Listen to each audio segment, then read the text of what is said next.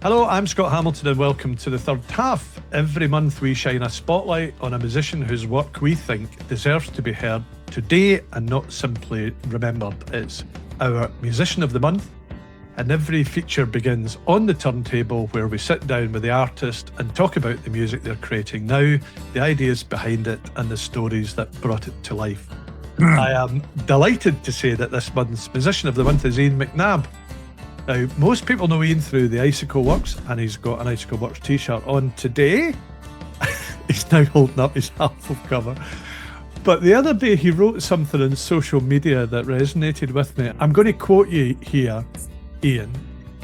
As proud as I am of all the work I did in the past, I exist to create new work as well and celebrate the old. I buy my bloody album. Ian, welcome to On the Turntable. How are you? Hi, Scott. Thanks for having me. I'm good. So we were just talking off air there, right? A lot of people tuning in will be expecting us to talk about Love is a Wonderful Colour for the next hour. I think I'll touch on it, but I'm really interested in talking about 65 and the new album. But if we go back a bit, that Facebook post you wrote the other week there that stopped me. Why did you write that? And what kind of response have you had? I wrote that because it's difficult for me to sell new records, And when I look at the amount of, if you can call them fans, followers, I'll call them, supporters that I have, just a very, very small fraction of them. And I'm talking like 10, 15%, buy a new record. That's what keeps me going. I'm a songwriter as well as a musician. And unless I'm, walking around, trying to come up with the right couplet or the right lyric or the right melody, I don't feel alive, I'm a creative person, and the creative process gives me contentment and happiness and pride and frustration when it's not working. I just wanted everybody to know that. And that did seem, well, it struck a chord with you, so that's great. And there was a sort of surge of orders when I did that. What's weird is because I'm not with the record company, do everything myself. I don't have the budget to pay a media person or take out ads in the rock mags. If you take out a half-page ad in Mojo or something, they'll review your record, No secret. Everybody knows that. And that's the way it works. So I have to blow my own trumpet, And, every artist feels a little bit uncomfortable about that. But I do have to. Do you, just thinking about that then, when you construct a gig, and you go on tour, and I'm not saying you force it, but like, do you kind of hang on and right? Everybody knows that Wonderful Colour is going to be an encore or something like that. So it's like, right, you're going to digest the whole of 65 until we get to a Wonderful Colour in order to kind of like get it out there. Because I guess what you're saying is it's just hard to get people to listen to new songs. Yeah, I used to do that, Gigs would have gone on and played the new album in its entirety. And you tell people the first set's going to be the new stuff, the second set's going to be all your favourites. And people are usually pretty happy with that. But I don't do it so much these days. I don't play with a band very often because it's so expensive. And when I do play with a band, promoters want me to call it the Icicle Works because it gets people through the door, If I call it Ian McNabb, there's a lot less people because even though they know it's you, you're not guaranteeing them that they're going to hear what they want to hear, which is usually the big stuff, the Icicle Works stuff. So I go out as the Icicle Works with the band, and it has to predominantly be, Icicle Works material. What I've started doing recently is be my own support act, 45-minute set of my solo material, just as a solo artist, not with the band. and then playing, an hour and a half of Icicle Works numbers. But I'm going to change that next year. I'm going out as the Icicle Works, and I'm going to play. I'm going to do, a lot more solo material. I'm going to mix it up. We'll do an Icicle Works song, Ian McNabb solo, Icicle Works, Ian McNabb solo, because that seems to be the only way to do it. On my solo shows, I play to less people, and I play them acoustic, predominantly solo material, but I still knock out 3 or 4 big Icicle Works numbers. And do you feel as if you engage in some of those kind of smaller acoustic sets? Again, we were talking about the Boiler Room at Guildford there all over, just off air, and your kind of knack of engaging an audience with patter. Well, if you've got other people on stage, the gaps between songs feel quite uneasy in those parts. They just want to be playing, They feel like a spare part if they're just standing there, not playing. And sometimes they don't like what I say, If you go and see Stevie Nicks, she speaks for 10 minutes between every song, and it's like, oh, come on. So usually just a few words between songs with the band. But in a close environment, especially if everybody's sitting down and I'm sitting down, there's much less of a get on with it factor when you've got a seated audience. Because, well, my audience is certainly, around the same age as me. Sometimes we get younger people, but mainly it's my generation and even older, and they don't particularly like standing up for 3 hours. I don't. So it's like, get on with it, and then we can get out of here and all that stuff. Whereas when you're doing a seated show, everybody's very comfy and you can natter away. And sometimes the stories are more entertaining than the music, I've been told. So let's talk about the new album. It genuinely, it's rattling about in my head almost all the time at the moment, and I've been trying to think why, and I think maybe because people don't really make great albums anymore. Like, I think there's great tracks out there, and I think this album just sort of really resonates with me. And I listen to it at the gym, I listen to it in the car, I listen to it around the house, bored my wife with it. But don't hang up when I say this, but there was times where I felt I was listening to the Beatles, and then there was some phrasing that reminded me of Tom Hingley, who I had on the show. When I listened to Oberon, I was off in a world of Shakespeare. And then the other night when I finished listening to it, Spotify said I should be listening to Deacon Blue. So I don't know what that says about the album or me. But when you set out, did you set out to make an album, or was it a collection of songs that gradually became an album? Well, thank you for the nice comments. It's lovely to hear that. You wouldn't believe the amount of times I listened to this stuff and changed the lyrics and changed the arrangements, and just I obsess, because I'm a music fan. I'm a fan who can make something that I would love to listen to. Yeah, that's what I do. And I find, and it goes, I mean, the running order of the tracks is incredibly important to me. I used to love making mixtapes. Nobody really does that anymore. And that's how I put it all together. And I don't put it out until, I'll have listened to this album, at least 100 times, even in its final running order. Before it comes out, because I want to make sure it's just right.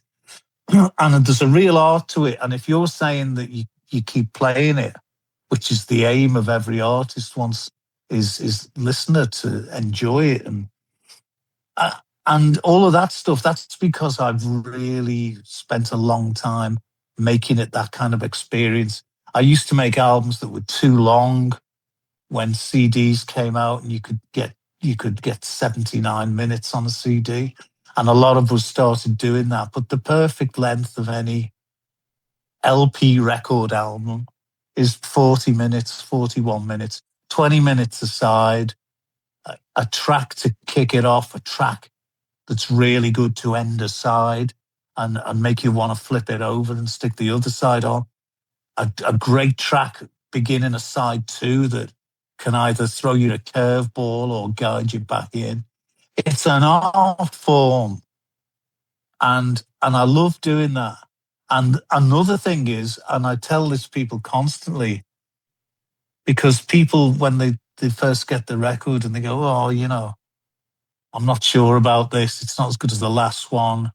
He hasn't made a good one for a long time. And, why isn't he playing loud rock and roll? And I'm like, well, I'll probably do that again at some point. But at the moment, I'm doing this, And I'm disappointed that you didn't enjoy the last couple of albums. How many times did you listen to them? Because I don't think you can really appreciate. Art needs time to fit into the way of things. It needs to sit with you and sit in the world in the time that it's released and beyond to acquire its goodness or its averageness or its bad. A lot of people now don't listen, I mean, when I used to buy albums, I remember buying Diamond Dogs by Bowie, and I didn't like it. It was scary. It wasn't like Aladdin Sane or Station Station to Station was after it. It wasn't immediately. It wasn't immediate. It had a lot of depth to it, and you had to really dig in and study it. And I mean, I'm an obsessive with a movie by Stanley Kubrick called 2001: A Space Odyssey, which I saw. My dad took me to see when I was 7. Of course, I didn't understand it. It's my favorite movie. I don't know how many times I've seen it. And I was reading a book about it the other day, and the difficulty that they had with that film, it wasn't accepted. People hated it. It got bad reviews. They said it was self-indulgent nonsense. It didn't have a story. It made no sense. It looked great, but so what? And it's like, it's now regarded as this masterpiece, which it is. And when I had Diamond Dogs, I'd played it and played it and played it until I unlocked the code. And now I'd much rather listen to that than David Bowie's greatest hits because it requires more of me, And I tell people that. And for somebody like you, who's obviously more than just a casual listener, I find that really rewarding. And hopefully you go, hey, do you know what? I'm going to put that on again. The reason why you're going to put it on again is because I've made it so that it takes you somewhere. It's very listenable. It's not too long, so you don't get tired of it. And then you want to put it on again. And that's the art form. And that's something that has been lost because of streaming, because of people's attention spans. It used to be that, I mean, when we were kids, back in our day, but, we had the telly with 3 channels on it. We had John Peel. We had football. We had books. We didn't have anything constantly entertaining us. And that's how we really appreciated what we were getting. Your favorite band, my favorite band for a long time was Bebop Deluxe. Mm. And they were never on the telly. Very rarely. And you didn't hear anything about them because they weren't pop stars. So, and they didn't get written about very much. So, like every 5 months, you might see there's a piece on Bill Nelson in the NME or Sounds or Melody Maker, and you'd be, oh my God, and that was your information. So you devoured everything and enjoyed it. And of course, we had the what they call them, water cooler moments now. Mm. Basically, you'd see Thin Lizzy on top of the pops. And Friday afternoon in school, everybody would be talking about Thin Lizzy because we all watched it. And then on the Saturday, we'd go out and buy the record, There was nothing wrong with this. I love the internet. I love it. It's incredible. I love this. I love being able to do this. But that's why, this to me, the artwork. I spend a lot of time and money on the artwork and the gatefold sleeve and all this presentation because that's what I love. And that's where I came in. And nothing's changed for me. I do love streaming. It's very convenient because I move around a lot and I can listen to every album ever made when I go away somewhere or in the car. I love it for that. But at home, and it doesn't have to be vinyl, but I'll listen to an album all the way through. And do you, as I listen to you talking there and I think back to the album, are you almost subconsciously testing people and testing the industry? Because, and again, when I listen to the album, it's almost like there's 4 or 5 different genre in there. You can't cookie cut the album. And every time I listen to it, a different song will jump out at me, and it might be the lyric, it might be the music. I think What Are You Waiting For, to your point about the structure of album, is a great album opener because that makes you want to listen to track 2. But track 2, Oberon takes you to a completely different place. I mean, it's still it's slightly stripped back and slightly melancholic and instrumental, but it's a fundamentally different track from what. I've always been like that. Probably to my detriment, because nobody's ever known what to do with me. Because I'm, I suppose you could say, singer songwriter. If people think about me, they think Icicle Works. I'd like did they have one hit or something? Kind of, they were all right. They weren't a big band, so they didn't have a lot of influence. So we're not the Smiths or Echo and the Bunnymen, so we're not too bothered. Ian McNabb was the solo artist. Didn't he do something with Neil Young's band? Was that something? I'm not sure. They don't really know.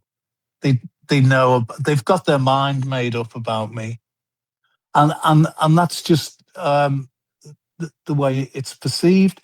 But one of the things that was always a difficulty for record companies and indeed our marketing people was that we never really fitted in with anything. I mean, the band as 3 individuals all look completely different for a kickoff, and the only time really that we sort of fitted in was when we started off, because we were part of that kind of new wave thing. And there was a lot of bands coming along like Tears for Fears and Lotus Eaters and the Bunnymen and the Mighty War and Teardrop Explodes and things like that. And we kind of fitted in with that for a while. But then a year later, we were on Old Grey Whistle Test and I had a biker jacket on and a beard and long hair. So they were like, "What? You can't do that. You're not that. You're that." Yeah. And I was like, "I'm not that or that. This is what I am now, and I might be something else." And although that's the way that I've chosen to be, and I enjoy it because I'm not limited to any one particular thing, it's difficult to market, Was that because you were on Top of the Pops with Roland Rat? You thought you better change your persona? We were on Top of the Pops with Roland Rat and Snowy White and Shakin' Stevens and Bonnie Tyler and Joe Fagan. It wasn't a classic, was it? I mean, maybe it was. I think it was probably the worst Top of the Pops for a long time. No, and we sort of fitted in with what was going on for a while. But, we did really well in America, and then the record company in America, Arista, got the second album and flat out rejected it and subsequently dropped us because it wasn't more of the same, because we weren't the same, and I've never really had big management, largely due to the fact that I'm unmanageable, because I just do what I want. And although it's made things a lot more difficult, it's certainly given me longevity. Yeah, for sure. And I'm still here. I'm still here doing it. You know, you see, having a lot of hits and being a big artist can harm you just as much as it can help you in the long run. Because, you know, I've only really got two big songs, one in America and one here and Europe. And the rest of it, nobody really knows any of it. So I'm not shackled to this thing. I always sort of think, as great as it must be to be Echo and the Bunnymen or Simple Minds or any of those guys, that they can go out and tour constantly and sell out nice rooms because they had close to 10 hit singles and a few big albums. I never had any of that. So, but I can still work, but on a much lower level when nobody's really expecting anything apart from me to be me. It's made it more difficult financially, but you know, there we go. I get to do what I want to do. And as an artist, there's nothing better. And I don't think there's anything more interesting than an artist who realizes that nobody's really listening. That's when you do your best work. And I suspect that, yeah, so that to that last point there about you've got a blank bit of paper every new album to be creative in the way you want to be. Whereas if you had, you know, 5 banging albums, they want to make you a 6th, but they want it like the previous 5 to an extent. Whereas you're going off and writing the things that you want to write at any particular point in time. And if I go back to the album, and a lot of the lyrics, I say I have played it to death. I kind of, as I get into, you know, is he being ironic here or nostalgic? You know, when I listen to things like Everything Is Awesome and Everything Good Goes Away, and even the kids, what is it he's saying? You can't smoke in any of the bars. And I'm thinking, is this McNab being wistful for good old days where we could sit around and have a fag, or is it just how life has changed? No, it just rhymes with cars. Ladies and gentlemen, an insight to the lyric writing of Ian McNabb. The words. I just read an interview about it wasn't an interview. It was a comment somebody made about Bob Dylan because he had this great song called "Man in the Long Black Coat," and he said one of the lyrics is "People don't live or die; people just float." And somebody said to Dylan, "Wow, so you think it's like an esoteric, you know, you don't think that we're actually here or, you know, it's something else, this grand philosophical statement that you made." And he went, "Well, I couldn't find anything else to rhyme with coat." And I thought, but that's genius, you know. And some of it will be absolutely thought about and very deliberate. But sometimes the lyrics don't mean anything. But they sound good, you know. I mean, I agree with what Noel Gallagher said about, I mean, he's the first to admit he's not a great lyricist. But the lyrics to Wonderwall and Don't Look Back in Anger and stuff, they don't mean anything, but they scan well and they sound good. And that's all that matters, really. It's not all that matters. Some people really want the lyrics to mean a lot. You know, Paul McCartney got a lot of stick. He was hated after the Beatles because he was held as the villain of the piece. And it was a time of great uprising in the early 70s. We were still in the Vietnam War, all the civil rights stuff. I mean, it was, you know, when people say things like, "Oh man, it's just terrible what's going on. And it's never been this bad," you know, it's always been bad. There's always been terrible, terrible things happening. You know, my mother used to say, you know, when they get these people say, "Oh, I wouldn't bring a baby into this world." And she said, I was evacuated when I was a child out of Liverpool because the Luftwaffe were bombing us. And she said, and 6 months after you were born, we had the Cuban Missile Crisis, when the world came probably the closest it's ever been to being destroyed. And she goes, and I would have still had you. Of course, that's what a ridiculous thing to say. But when Paul McCartney was writing all of his beautiful pop ballads and pop tunes, but it wasn't substantial, like Neil Young or Dylan or Van Morrison or John Lennon, Mr. John Rent-A-Cause Lennon, and he got a lot of stick for that. But I think there's a real art form in just beautiful melodies and lyrics that are as light as the breeze. And I tell you what, as a songwriter, the hardest thing to do is to write a concise 3-minute pop song that gets most of your strengths across in the shortest space of time. That's what's difficult. It's not hard to do a sprawling 15-minute track with your lovely guitar playing and some of your best singing and some of your best arrangements. It's not hard to do that because you're not constrained, So I really respect the pop form, and I don't think lyrics have to mean a great deal to be great. Is that why you recorded Unrelentless as a word? Well, no, it's not. Well, unrelentless isn't a word. And I didn't know that then because we didn't have the internet. Nowadays, I'd do a check. I can edit myself, Oh, that doesn't sound right. You don't need anybody to edit, because you do it yourself. But when I wrote those early Icicle Works songs, it wasn't cool to sing songs like, it wouldn't be cool to have a song called What Are You Waiting For? It had to be dressed in metaphor and it had to sound profound. I mean, Echo and the Bunnymen used to put records out and wait for the critics to tell them what they were about. I do think What Are You Waiting For is quite profound, but I keep going back to Oberon here because it's one that sticks with me. And it is quite prog rockish, but Oberon could have been, to your point, a side of an album. It could have been like, half of Genesis Foxtrot or something like that. When I listen to Oberon, which is probably my favourite track on the album, that whole guitar figure that goes round at the beginning, it already goes round more than a 3.5-minute record should. But it just took me somewhere.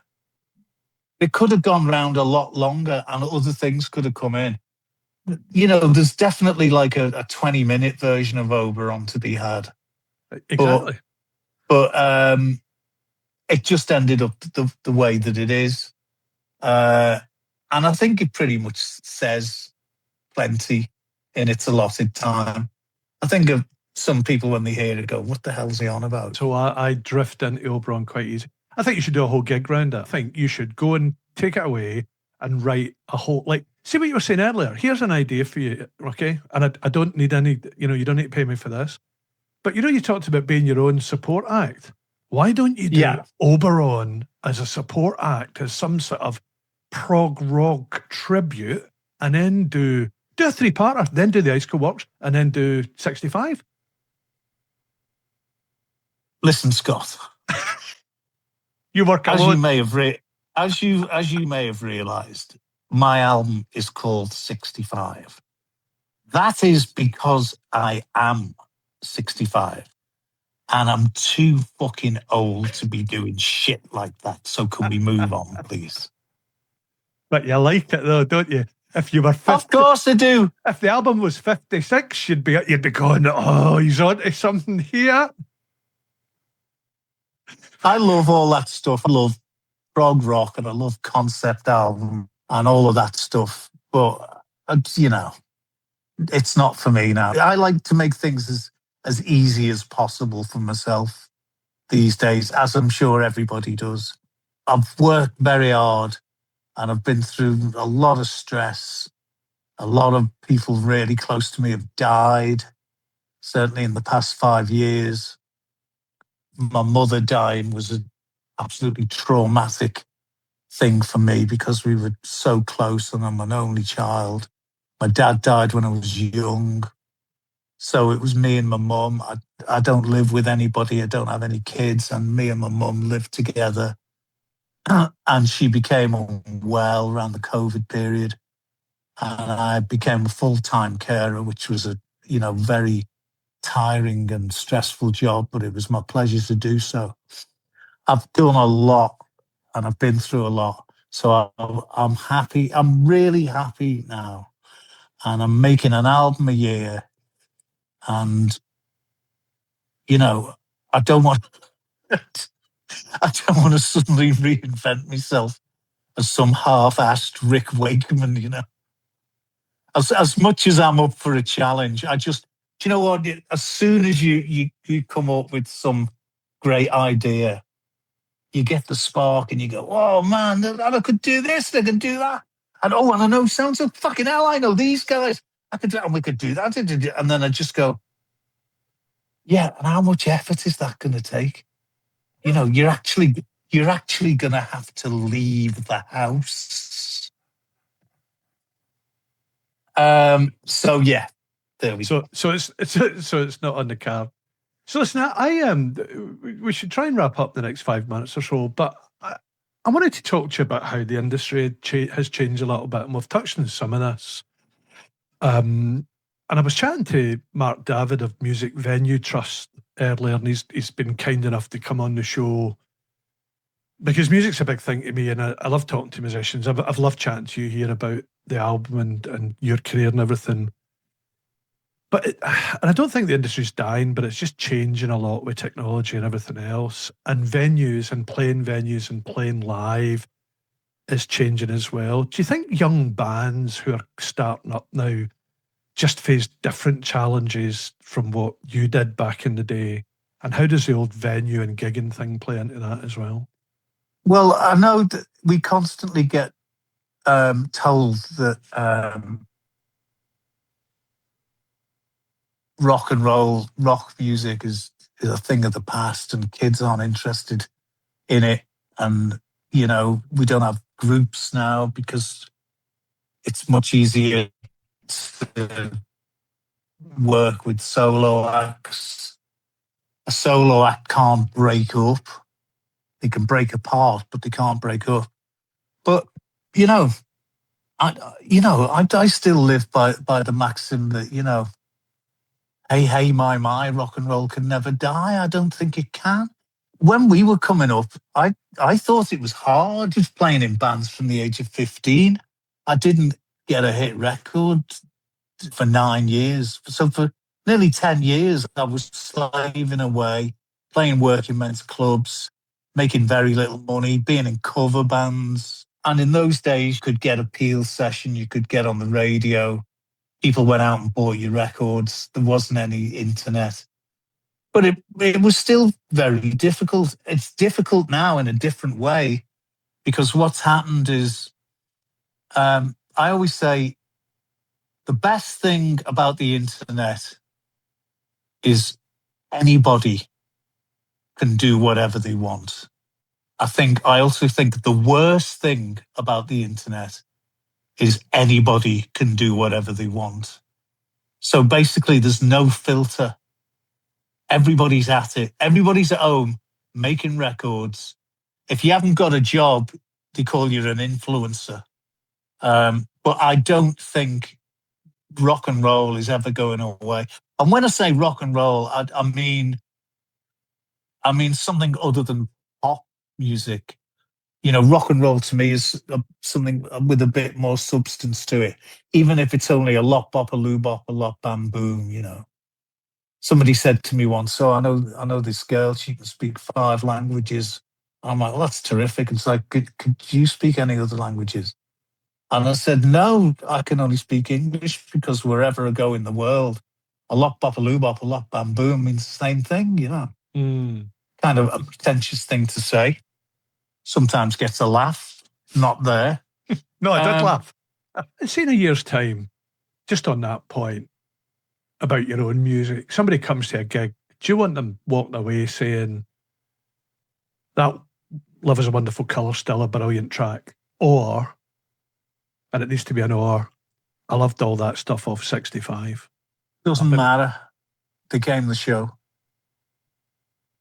Good answer. And what are you listening to at the moment? That's a good one. last night I was listening to some Frank Sinatra because that was on my mind. My mum was a great lover of Frank Sinatra, and I inherited it. We had the album called Sinatra at the Sounds, 6 double album, live album. And every time my mum was doing the hoovering, that album would come on. So I know it backwards, even the gags, you know. So I was listening to some of that last night, and this morning I was listening to a band called Wilco. Jeff Tweedy, I'm a big fan of his music. I was listening to some Replacements. Yeah. I love Paul Westerberg. And then the guy came to fix my internet and it all went off. So be interesting to see when you switch it back on, what comes on. And what Well, it'd the be interesting algorithm to see if it comes back on. Ian, listen, it's been an absolute pleasure. Thanks for spending a bit of time with us talking about 65 and more importantly, you know, just chatting through. You know, you're still writing. I'm really excited to see what you do next, because I don't think you're just... Swing album. Say again? Swing album. Swing album's that next? Not prog rock. Prog rock meets Sinatra. There you go. There's another idea. There's your second idea for the day. First side of the album, prog, 1 track, maybe Oberon-esque. Second side, bit of swing in memory of your mum. Not a bad idea. There we go. We're in. There's an exclusive for you, ladies and gentlemen. Ian McNabb, thank you ever so much. I'll let you get on with the rest of your day, and everybody should buy this album because it is an absolute banger set of tracks on there. Thank you, Scott. And it's people like you that make these things worthwhile. Keep on rocking, brother. Cheers, man. Love it.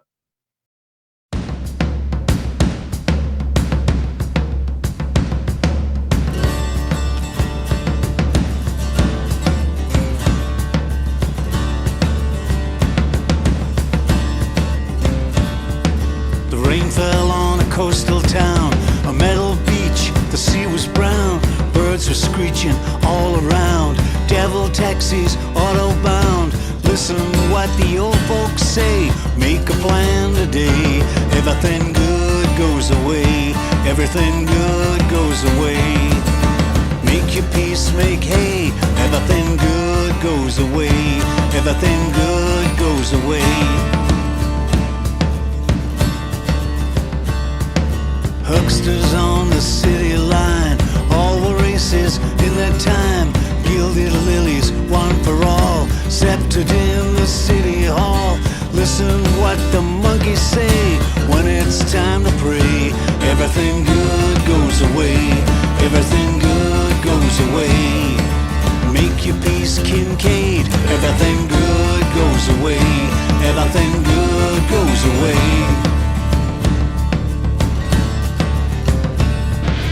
Wheels are turning on the trail, the miscreant has made his bail.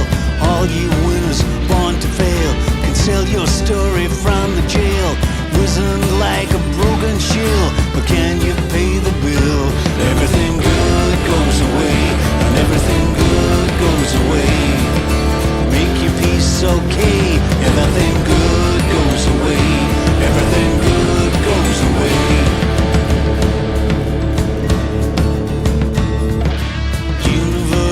Credit child, object moves, crowd goes wild, rising star in extra time, bills a feast preserved in brine. What will all the shoppers say when it's time to pay? Everything good goes away, everything good goes away. As we fade to gray, everything good goes away, everything good goes away. Blood is leaking through the cracks, carpetbaggers, one-eyed jacks, multi-story broken hearts, working through the moving parts. Lovers